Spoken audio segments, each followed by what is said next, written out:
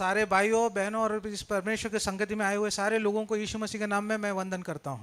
എനിക്ക് മൂന്നാമത്തെ ആഴ്ചക്കാലം നിങ്ങളോടൊപ്പം ആയിരിക്കാൻ ദൈവമായ കർത്താവ് ഒരുക്കിയ നല്ല വഴികൾക്കായി സ്തോത്രം. और तीसरे ये हफ्ते में परमेश्वर के आपके साथ आराधना करने के लिए जो सहायता के लिए परमेश्वर को धन्यवाद करता हूँ। സാധാരണ വെക്കേഷൻ കടന്നു വരുമ്പോൾ ഒരാഴ്ചയാണ് എനിക്ക് ഇവിടെ ലഭിക്കാറുള്ളത്. പക്ഷേ ഈ പ്രാവശ്യം അപ്രതീക്ഷിതമായി എനിക്ക് മൂന്നാഴ്ചക്കാലം നിങ്ങളോടൊപ്പം ആയിരിക്കാൻ ദൈവമായ കർത്താവ് സഹായിച്ചു. അതിനായി നന്ദി പറയുന്നു. और मैं साधारण तौर पे एक हफ्ता मिलता है आपके साथ आराधना करने के लिए, लेकिन इस बार परमेश्वर ने मुझे 3 हफ्ता दिया है। ഞാൻ വളരെ സന്തോഷമുള്ളവനാണ് നിങ്ങളോടൊപ്പം ആരാധിക്കാൻ കഴിഞ്ഞത്. और मैं बहुत खुश हूँ कि मैं आपके साथ 3 हफ्ते तक आपके साथ आराधना करने के लिए അനേക ജനങ്ങളോട് കൂടെ ദൈവത്തെ മഹത്വപ്പെടുത്തുവാൻ ദൈവം ഒരുക്കുന്ന നല്ല വഴികൾക്കായി ദൈവത്തിന് നന്ദി പറയുകയാണ്. और कई अच्छे विश्वासीगण के साथ आराधना करने के लिए जो परमेश्वर ने जो अवसर दिया, इसलिए मैं परमेश्वर को धन्यवाद करता हूँ। കർത്താവിന്റെ ദാസനിൽ കൂട്ട നല്ല വചനങ്ങൾക്കായി ദൈവത്തിന് നന്ദിയോടെ സ്തോത്രം. और परमेश्वर के जो सेवक के लिए धन्यवाद करता हूँ, क्योंकि परमेश्वर ने जो अच्छे वचन दिया है। നിങ്ങൾ ദൈവത്തിന്റെ മന്ദിരമെന്നും ദൈവത്തിന്റെ ആത്മാവ് നിങ്ങളിൽ വസിക്കുന്നുവെന്നും നിങ്ങൾ അറിയുന്നില്ലയോ? और आप पवित्र मंदिर है और परमेश्वर का आत्मा आप में वास करते हैं, वो आप जानते हैं। ദൈവത്തിന്റെ മന്ദിരം വിശുദ്ധമല്ലോ, നിങ്ങളും വിശുദ്ധരായിരിക്കണം. और परमेश्वर का जो मंदिर है जो पवित्र है, इसलिए आप भी पवित्र होना है। ഞാനൊരു വചനം പ്രസംഗിക്കാൻ വേണ്ടിയാണ് തയ്യാറെടുത്ത് വന്നത്. പക്ഷേ ഞാൻ ആ ഭാഗത്തേക്ക് ഇന്ന് പകൽക്കാലം പോകാൻ ആഗ്രഹിക്കുന്നില്ല. और मैं एक वचन मनन करके आया था, लेकिन आज उस वचन की तरफ मैं नहीं जाने वाला हूँ। അപ്പോസ്തല പ്രവൃത്തികളുടെ പുസ്തകം 2-ാം അധ്യായം അതിന്റെ 37-ാം വാക്യത്തിൽ ഇപ്രകാരം നമ്മൾ വായിക്കുന്നു. और प्रेरितों के काम 2 अध्याय उसके 37 आयत में पढ़ते हैं 2:37। ഇത് കേട്ടിട്ട് അവർ ഹൃദയത്തിൽ കുത്തുകൊണ്ട് പത്രോസിനോടും ശേഷം അപ്പോസ്തലന്മാരോടും സഹോദരന്മാരായ പുരുഷന്മാരെ ഞങ്ങൾ എന്ത് ചെയ്യേണ്ടു എന്ന് ചോദിച്ചു. Acts chapter 2 verse 37. ഇത് കേട്ടിട്ട് 37 ആക്ട്സ് ചാപ്റ്റർ 2 വേഴ്സ് 37. तब सुनने वालों के हृदय छिद गए और वे पतरस और शेष प्रेरितों से पूछने लगे, हे भाइयों, हम क्या करें? Praise the Lord. हालेलुया। ഇന്ന് പകൽക്കാലം കർത്താവിന്റെ ദാസനിൽ കൂടെ വചനം കേട്ട നിങ്ങളോട് ഇന്ന് പകൽക്കാലം ആരുടെയെങ്കിലും ഹൃദയത്തിൽ കുത്തുകൊണ്ടിട്ടുണ്ടോ? क्या आज पवित्र परमेश्वर का सेवक ने जो भाषण दिया, उस वचन को सुनकर किसी का मन में मन फिरा हुआ? എന്നാൽ ഇന്ന് പകൽക്കാലം നിങ്ങൾ അനുഗ്രഹിക്കപ്പെട്ടവരായിരിക്കും. तो अगर मन फिरा हुआ है तो परमेश्वर से आपको आशीष मिल सकता है। കുത്തുകൊണ്ടവർ പത്രോസിനോട് ചോദിക്കുന്നു, ഞങ്ങൾ എന്ത് ചെയ്യണം? और जिनको मन में लगा उन लोगों ने पूछा कि हम क्या करें। Praise the Lord. हालेलुया। സദൃശവാക്യങ്ങളുടെ പുസ്തകം 13-ാം അധ്യായം 13-ാം വാക്യം. प्रोवर्ब्स का पुस्तक नीति वचन 13:30 13 का 13.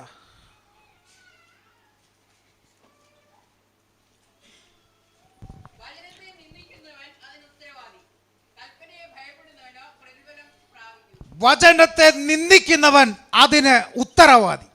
और वचन को जो निंदा करता है वही उसके लिए दोषी ठहरा जाएगा. കൽപ്പനയെ പ്രമാണിക്കുന്നവൻ അനുഗ്രഹം പ്രാപിക്കും. वचन जो वचन को तुच्छ जानता वह नष्ट हो जाता है, परंतु आज्ञा के डरवैयों को अच्छा फल मिलता है. Praise the Lord. हालेलुया। ഇന്ത്യക്ക് ഏകദേശം 25 വർഷങ്ങൾക്ക് മുൻപ് ഞങ്ങൾക്ക് 4 റസ്തയിൽ സരസ്വതി നഗർ എന്ന് പറയുന്ന ഒരു സ്ഥലത്ത് ഒരു ചെറിയ ചർച്ച് ഉണ്ടായിരുന്നു. और इधर से बहुत साल पहले 25 साल पहले सरस्वती नगर के पास हमारे एक चर्च था. അവിടെ ഏകദേശം 20 പേർ 25 പേർക്ക് ഇരിക്കത്തക്ക നിലവാരത്തിൽ ഒരു ചർച്ച് ഉണ്ടായിരുന്നു. और 25 लोग बैठ सकते उतना बड़ा हमारे कलीसिया था. അവിടെ ദൈവത്തെ ആരാധിച്ചുകൊണ്ടിരുന്ന ഒരു കർത്താവിന്റെ ദാസനും കുടുംബവും ഉണ്ടായിരുന്നു. और उस समय जो आराधना करने वाले एक परमेश्वर का सेवक था. വളരെ ശ്രദ്ധിച്ച് കേൾക്കണം. Praise the Lord. ഞാൻ നിങ്ങളോട് പറയുന്നത് വളരെ ശ്രദ്ധിച്ച് കേൾക്കണം. और आप खूब ध्यान देकर सुनना, क्योंकि बहुत ही इंपॉर्टेंट बात करने वाला हूँ. അവിടെ ശുശ്രൂഷിച്ചുകൊണ്ടിരുന്ന കർത്താവിന്റെ ദാസന്റെ പേര് ബാബു പാസ്റ്റർ എന്നാണ്. और उस समय पे जो सेवकाई करने वाला जो परमेश्वर का सेवक का नाम भी बाबू पास्टर था. അദ്ദേഹത്തിന്റെ കുടുംബവുമായിരുന്നു. वो परिवार के साथ रहता था. ഒപ്പം പാവപ്പെട്ടവരായ ഞങ്ങൾ കുറച്ചു പേരും ഉണ്ടായിരുന്നു. और थोड़े लोग हम विश्वासी गण भी थे. അന്ന് അവിടെ ആരാധനയ്ക്കുണ്ടായിരുന്ന എത്ര പേര് ഇവിടെ ഉണ്ട്? और उस समय में जो उस कलीसिया में जो आने वाले विश्वासी लोग में कितने लोग हैं? ആരെങ്കിലും ഉണ്ടോ? Praise the Lord. അന്ന് ആരാധിച്ചുകൊണ്ടിരുന്നവരിൽ ആരെങ്കിലും ഇവിടെ ഉണ്ടോ? उसमें कोई भी है क्या? Praise the Lord. Solomon brother ഉണ്ട്, ഞങ്ങൾ കുടുംബമുണ്ട്. Praise the Lord. और उस समय सोलोमन भाई और हमारे परिवार ഇവിടെ थे. പറയുന്നു, ഇത് കേട്ടിട്ട് അവർ ഹൃദയത്തിൽ കുത്തുകൊണ്ടു. और वो ये वचन सुनकर उनके मन में लगा है. Praise the Lord. हालेलुया. എൻ്റെ ഭാര്യ എന്നോട് പറഞ്ഞു, ഞാൻ വിശ്വാസത്തിലാകാതിരുന്ന ഒരു കാലഘട്ടത്തിൽ എൻ്റെ വൈഫ് ഞങ്ങൾ കട്ടത്തിന്റെ താഴ്വരയിൽ കൂടെ പോകുമ്പോൾ, പ്രൈസ് ദി ലോർഡ്, ഞങ്ങളുടെ പ്രയാസങ്ങളുടെ നടുവിൽ കൂടെ കടന്നു പോകുമ്പോൾ എൻ്റെ ഭാര്യ എന്നോട് പറഞ്ഞു, 4 റസ്തയിൽ സരസ്വതി നഗർ എന്ന് പറയുന്ന ഒരു സ്ഥലത്ത് ഒരു ദൈവത്തെ ആരാധിക്കുന്ന ഒരു പെന്തക്കോസ്ത് കൂട്ടായ്മയുണ്ട്. നമുക്കവിടെ ആരാധനയ്ക്ക് പോകണം.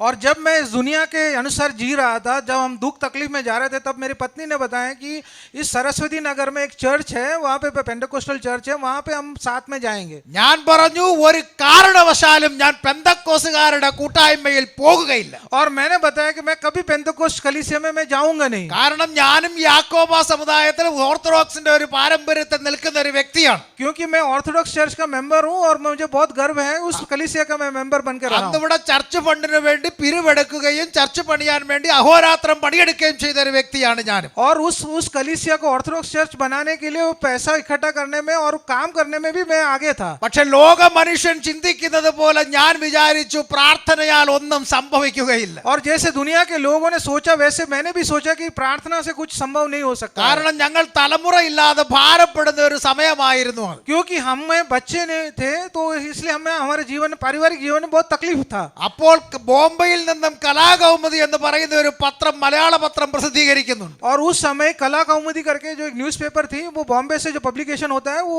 हमारे पास आया. അപ്പോൾ എനിക്കറിയാം അതിന്റെ കോളം ഏറ്റവും ടോപ്പിൽ ഒരു പരസ്യമുണ്ട്. ബോംബെയിൽ എന്താണ് ഒരു ജ്യോതിഷി വന്ന് താമസിക്കുന്നുണ്ട്. और मुझे पता है कि उस कला कौमुदी के अंदर एक एडवर्टाइजमेंट था कि ज्योतिषी के बारे में बताया है. അപ്പോൾ ഞാൻ വിചാരിച്ചു ആ പത്രം വാങ്ങി അഡ്രസ് എടുത്തിട്ട് നാളെ രാവിലത്തെ ട്രെയിൻ ബോംബെയിൽ പോയി ആ ജ്യോതിഷിയെ കാണണം.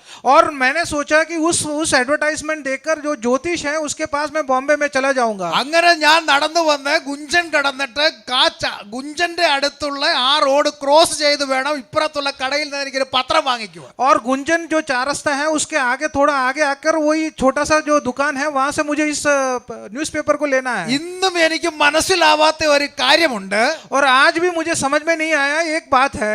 ഒരു കാരണവശാലും എനിക്ക് ആ റോഡ് ക്രോസ് ചെയ്യാൻ കഴിയുന്നില്ല. और मैं कुछ भी कहो मैं उस रोड को मैं क्रॉस नहीं कर पा रहा था. കാരണം പ്രാർത്ഥിക്കുന്ന ഒരു സഹോദരി ഭവനത്തിലിരുന്ന് പ്രാർത്ഥിച്ചുകൊണ്ടിരിക്കുകയാണ്. क्योंकि एक बहन या मेरी पत्नी है जो घर पे बैठकर प्रार्थना कर रही थी. അവൾ ഹന്ന നിലവിളിക്കുന്നത് പോലെ നിലവിളിച്ചുകൊണ്ടിരിക്കുകയാണ്. और वो बहुत कूट कूट कर मन दुख के साथ वो प्रार्थना कर रही थी. എനിക്കത് കാണാൻ കഴിഞ്ഞില്ലെങ്കിലും കാണുന്ന ഒരു സ്വർഗം ജീവിക്കുന്നുണ്ട്. और वो मैं देख नहीं सकता था लेकिन देखने वाला परमेश्वर जिंदा था. ഞാൻ തിരിച്ചു ചെന്ന് ഭവനത്തിൽ പറഞ്ഞു ഓക്കെ നമുക്ക് വൈകിട്ട് കൂട്ടായ്മയ്ക്ക് പോകാം. और मैं वापस जाकर बताया कि हम आज कलीसिया में चले जाएंगे. അന്ന് രാത്രിയിൽ ആരും കാണാതെ ഏറ്റവും മൂലയ്ക്ക് പോയി അവസാനത്തെ ആളായി ഞാൻ അവിടെ ഇരിക്കുകയാണ്. और उस कलीसिया में सबसे पीछे और कोने में मैं जाकर बैठा. ഇതൊന്നും ജീവിതത്തിൽ ഒരിക്കലും മറക്കാൻ കഴിയാത്ത അനുഭവ സാക്ഷ്യമാണ് നിങ്ങളോട് പറയുന്നത്. और मैं अपने जो गवाही बता रहा हूँ कभी मैं भूल नहीं सकता हूँ. അന്ന് രാത്രികാലം അവിടെ കിടന്ന കർത്താവിന്റെ ദാസൻ എന്നോടൊരു ആലോചന പറഞ്ഞു. और उस समय उस पास्टर ने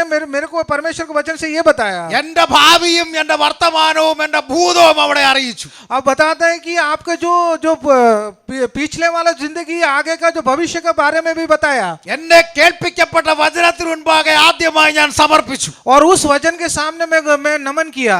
ഇവിടെ പറയുന്നു അവിടെ വചനം കേട്ട് ഹൃദയത്തിൽ കുത്തുകൊണ്ടവർ പത്രോസിനോട് ചോദിക്കുന്നു ഞങ്ങൾ എന്ത് ചെയ്യണം. और इस वचन के अनुसार उस समय पतरस का जो वचन सुनने के बाद जिसको मन में लगा वो लोग पूछते हैं कि हम क्या करें. അങ്ങനെ അവിടെ വചനം അനേക ദിവസങ്ങൾ ഉപവാസ പ്രാർത്ഥന ക്രമീകരിച്ചു. ഒരിക്കൽ പോലും ഉപവാസത്തെ കുറിച്ച് അറിയാത്ത ഞാൻ ഉപവാസ പ്രാർത്ഥനയിൽ ഭാഗവാക്കായി. और उस कलीसिया में उपवास प्रार्थना उस सेवक ने वहाँ पे आयोजित किया. उस उपवास में मैं भी भाग लेने लगा. Praise the Lord. അങ്ങനെ ഉപവാസ പ്രാർത്ഥനയിൽ ഞാനും വളരെ താല്പര്യത്തോടെ പ്രാർത്ഥിച്ചുകൊണ്ടിരുന്നു. എന്റെ വിഷയങ്ങൾക്ക് മറുപടി ലഭിച്ചു. और मैं भी उस विषय के लिए मैं भी उस उपवास के साथ मैं उस मंडली में ज्वाइन किया और उस उपवास के कारण मेरे को कई उत्तर मिलने അങ്ങനെ ആ വെക്കേഷൻ കടന്നു പോകുന്നതിന് മുമ്പായി കർത്താവിന്റെ ശ്രേഷ്ഠദാസന്റെ കൈക്കീഴിൽ സ്നാനപ്പെടുവാൻ ദൈവം എനിക്ക് കൃപ ചെയ്തു. और उस समय वेकेशन में जाने से पहले वहाँ पे बपतिस्मा लेने के लिए परमेश्वर ने मुझे जो अवसर दिया. Praise the Lord. എല്ലാത്തിനുമായി നന്ദി പറയുകയാണ്. और Praise the इसलिए Lord. परमेश्वर को मैं धन्यवाद करता हूँ. ഞാൻ സ്നാനപ്പെട്ട രാത്രിയിൽ കർത്താവിന്റെ ആത്മാവ് എന്നോട് പറഞ്ഞു എഴുന്നേറ്റ് വേദപുസ്തകം എടുത്ത് വായിക്കുവാൻ. और जिस रात को मैंने बपतिस्मा लिया था उसी रात को परमेश्वर ने बताया कि उठकर तू पहले परमेश्वर का वचन पढ़ लो. അപ്പോൾ ഞാൻ ചിന്തിച്ചു ഞാൻ വേദപുസ്തകം വായിച്ചിട്ട് തന്നെയാണല്ലോ കിടന്നത്. और मैंने सोचा कि मैंने वचन पढ़कर ही तो मैं सोया था. കാരണം വചനം വായിക്കാതെ കിടന്നാൽ എനിക്ക് ഉറക്കം വരാറില്ല. क्योंकि मैं अगर वचन नहीं पढ़ूंगा तो मेरे को नींद नहीं आता है. അന്ന് ദൈവത്തിന്റെ ആത്മാവ് വചനം അറിയാത്ത ബൈബിൾ അറിയാത്ത എന്നോട് പറഞ്ഞു 1 കൊരിന്ത്യർക്കെഴുതിയ ലേഖനം 9-ാം അധ്യായം 7-ാം വാക്യം എടുത്ത് വായിക്കാൻ പറഞ്ഞു. और उस वचन मैंने जानता नहीं था तब, लेकिन परमेश्वर ने बताया पहले कोरिन्थियो उसका 9वीं अध्याय और 7वां आयत पढ़ने के लिए बताया. കൊരിന്ത്യർക്ക് ലേഖനം എഴുതിയിട്ടുണ്ടെന്ന് എനിക്ക് അറിയത്തില്ല. നമ്മൾ ആകെ കൂടെ വായിക്കുന്ന സങ്കീർത്തനം മാത്രം നമുക്കറിയാം. और मैं ज्यादातर कोरिन्थियो की पत्री पढ़ता नहीं क्योंकि मैं भजन संगीता पढ़कर सो जाता हूँ. പക്ഷെ ഞാൻ ഇൻഡെക്സ് നോക്കിയിട്ട് 1 കൊരിന്ത്യർക്ക് എഴുതിയ ലേഖനം 9-ാം അധ്യായം 7-ാം വാക്യം വായിക്കുമ്പോൾ और जब मैंने उस पहले कोरिन्थियो का पत्री उसका 9वां अध्याय और उसका 7वां आयत पढ़ रहा था, അവിടെ ഇപ്രകാരം എഴുതിയിരിക്കുന്നു, സ്വന്തം ചെലവിന്മേൽ യുദ്ധസേവ ചെയ്യുന്നവൻ ആർ? സ്വന്തം ചെലവിന്മേൽ യുദ്ധസേവ ചെയ്യുന്നവൻ ആർ? और खुद के खर्चे में युद्ध का सेवा करने वाला कौन है? ആട്ടിൻകൂട്ടത്തെ മേയിച്ചിട്ട് എന്റെ പാല് കൊണ്ട് ഉപജീവനം കഴിക്കാതിരിക്കുന്നവൻ ആർ? और जो जो भेड़ बकरियों को चराकर आप उससे खर्चा नहीं कराने, अपने परिवार को नहीं चलाने वाला कौन है? കർത്താവിന്റെ ദാസനോട് ഞാൻ ഇപ്രകാരം അഭിപ്രായം പറഞ്ഞു, ഇന്നതുപോലൊരു സംഭവം ഉണ്ടായതിന്റെ അർത്ഥം എന്താണ്? और परमेश्वर को दूसरे दिन मैंने परमेश्वर को सेवक को पूछा इस वचन का अर्थ क्या है? കർത്താവിന്റെ ദാസൻ പറഞ്ഞത് ദൈവവേലയോടുള്ള വിളിയാണ്. और वो बताए कि आपको परमेश्वर का सेवकाई के लिए बुला रहे हैं. അങ്ങനെ എന്റെ ഹൃദയത്തിൽ വളരെ താല്പര്യത്തോടെ ഹൃദയത്തിൽ ഒരു താല്പര്യമുണ്ടായി, എങ്ങനെയെങ്കിലും ബൈബിൾ കോളേജിൽ പോയി ബൈബിൾ